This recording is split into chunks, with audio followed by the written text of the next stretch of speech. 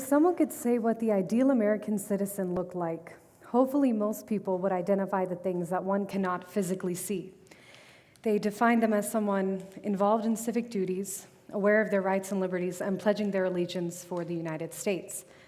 There is no physical face on the American citizen because our country was created, built, and has flourished on immigration from around the world as a place of refuge, opportunity, and a second chance.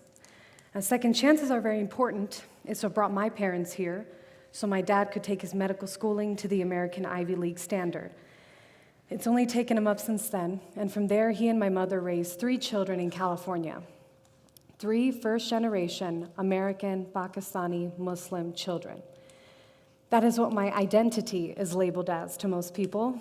Most boxes I have to check, most importantly, the government.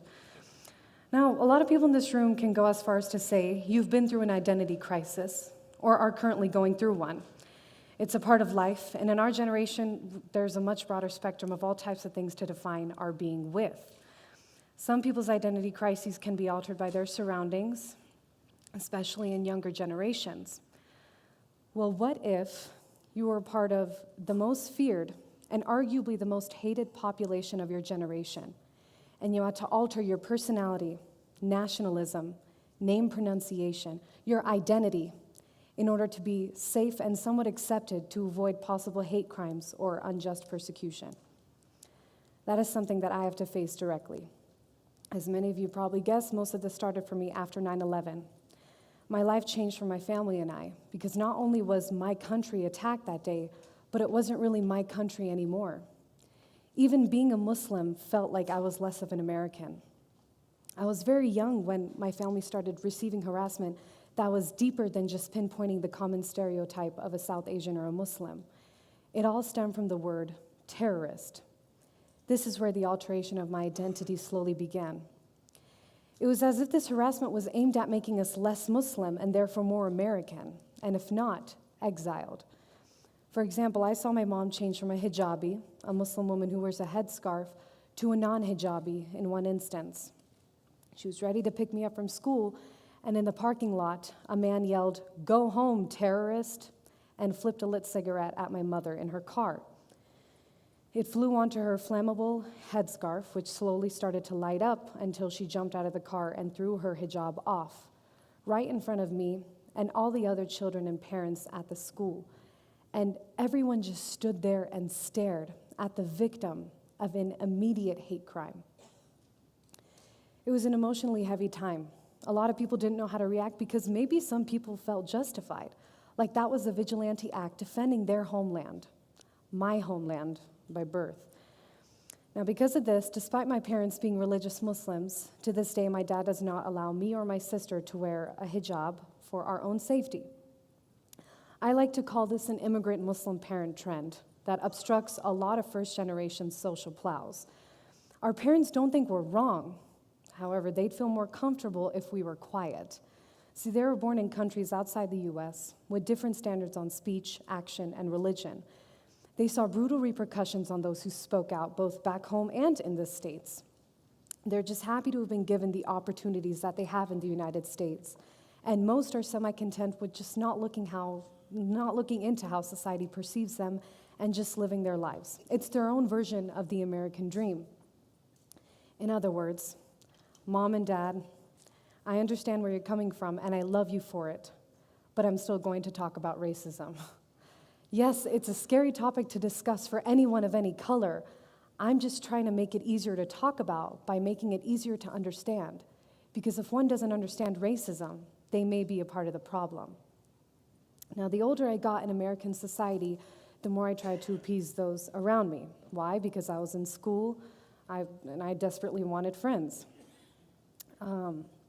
So in middle school to high school, whenever I'd walk down the halls, my friends would greet me by saying, "Hey, Osama," or something of the like. And what did I do? I responded with, "Hey guys, just me, the terrorist," right? I just thought it was a rite of passage for the Muslim American. I didn't know it was racist. Well, most of my friends didn't consider it racist. But the fact of the matter is, all of us are racist, okay?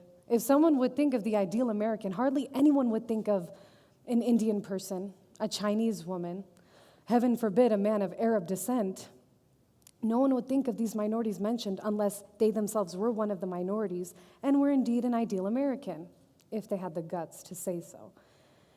However, my identity crisis didn't stop at just accepting racist jokes in high school. It went as far as to illegal activity. Not doing drugs or anything like that, but prayer in school, which is by several statutes and constitutionally illegal, but it still happens.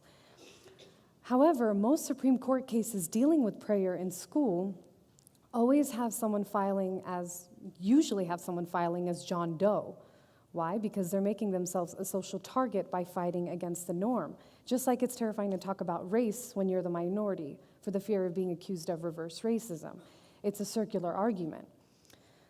I sat through so many Christian prayers in school without suggesting the fact that it was unfair, but Allah forbid, when I would whisper a prayer to myself before a test, the looks I'd get and people scooting away was almost absolute every time.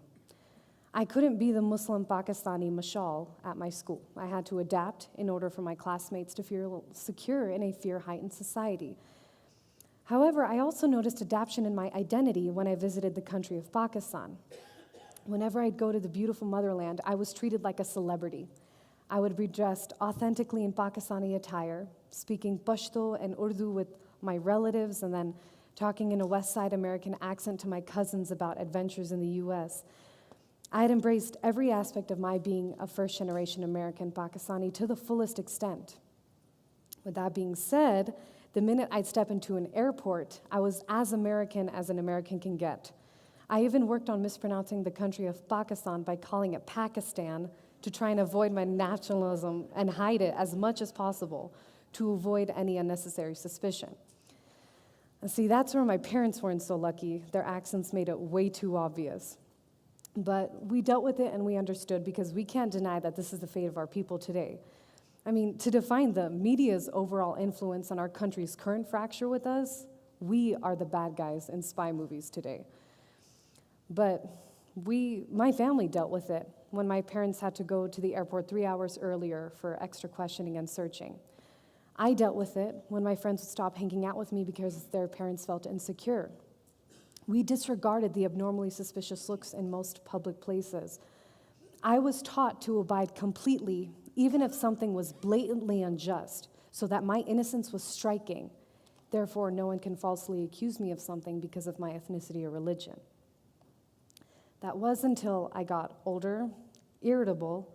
I fell in love with political and social sciences and realized that your country is also my country. We are a melting pot, what I consider the perfect adjective for the United States. I am just as American as you, and I'm very proud of it. But I'm also proudly Pashtun, an ethnic community from the northwestern province of Pakistan. I'm a member of one of the largest religions in the world. And most importantly, I am not a terrorist, nor do I condone anything close to that.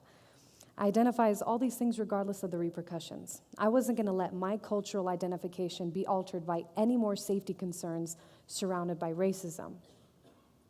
Now, it's no question that one's cultural identification is affected by presupposed stereotypes and/or racism. How do I know this? Because 99% of the time, I'm culturally ambiguous. I can pass for a lot of things. So to illustrate this covert test that I had, I like to attend several discussions that my university has to offer. Now, surprisingly, whenever I'd voice my opinion and there's a discussion afterward amongst participants, I realized from the feedback the context of my opinion changes based on what the person thinks my ethnicity is.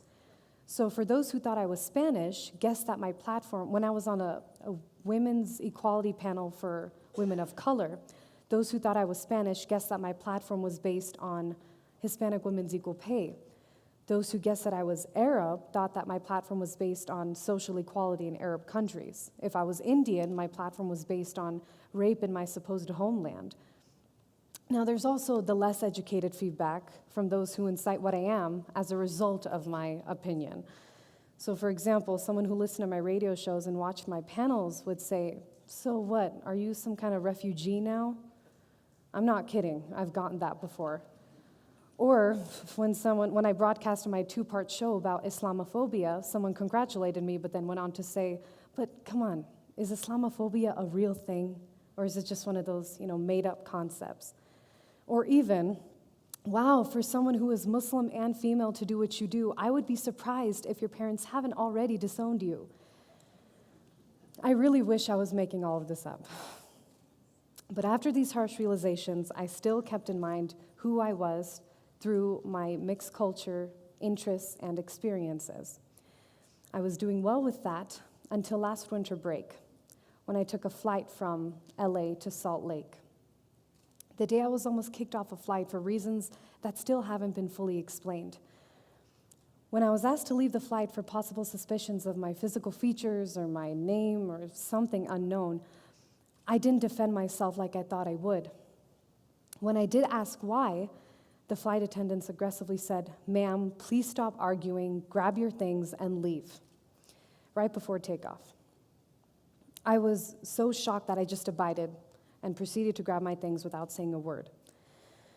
And it was at that moment when I was rushing to grab my things, looking at my siblings with stunned looks on their faces, begging my sister not to argue and create a scene, walking down the narrow runway with all these people sitting and whispering and staring at me, the flight attendants at the end of the walkway with angry looks on their faces, right before takeoff, that I felt as if my American citizenship and humanity had been temporarily stripped from me. It was like the ultimate walk of shame. I felt like a true threat despite having nothing on my conscience to feel guilty for. It was apparently my own blood that had made me guilty. Now, eventually, the pilot overlooked the situation and allowed me to stay on the flight. And without asking what had happened to create the scene, I went back to my seat silently, and we took off. Now, who was I then? Was it my parents' fault? My Arabic name? My Pashtun heritage? Was I born and raised, for 20 years in the United States of America for this? Now, the answer is simple. I was still me, the American, Pakistani, Muslim, Mashal. That is, after I'd been reinstated that humanity isn't dead. Because after my story had spread, the response was so much stronger than I would have ever imagined. It was not only people of color, but white Americans who were standing by my side, screaming about the small inch of injustice that I had a glimpse of, yelling amendments of the Constitution that can defend me. It was my university respecting my opinion along with my heritage. It's my beautiful hometown of San Francisco. It's my pride and my friends who chose the military to fight for their country. It's the instinct of tears developing in my eyes whenever I hear the national anthem. And it's my love for the beautiful country of Pakistan. Yes, I have a mixed identity that makes certain things inconvenient, but it also makes life very interesting. But what I'm working to make aware is that racism doesn't just stop at abridging someone's rights because of their race. The hate and ignorance has deeper, longer-lasting effects, where one either builds tolerance towards it, like my parents, or one realizes that as an American, and as humans in general, we don't need to tolerate it, because we're all equals under natural law, like myself. Like famous TED speaker Brian Stevenson once said, quote, "There is power in identity," close quote. Citizenship aside, we are not defined by one thing. We are not completely defined by our profession, by our sexuality, by our ethnicity, by our disability. We are collectively defined. But most importantly, we are defined by our influence, by our actions, and by our words. So use them wisely. Thank you.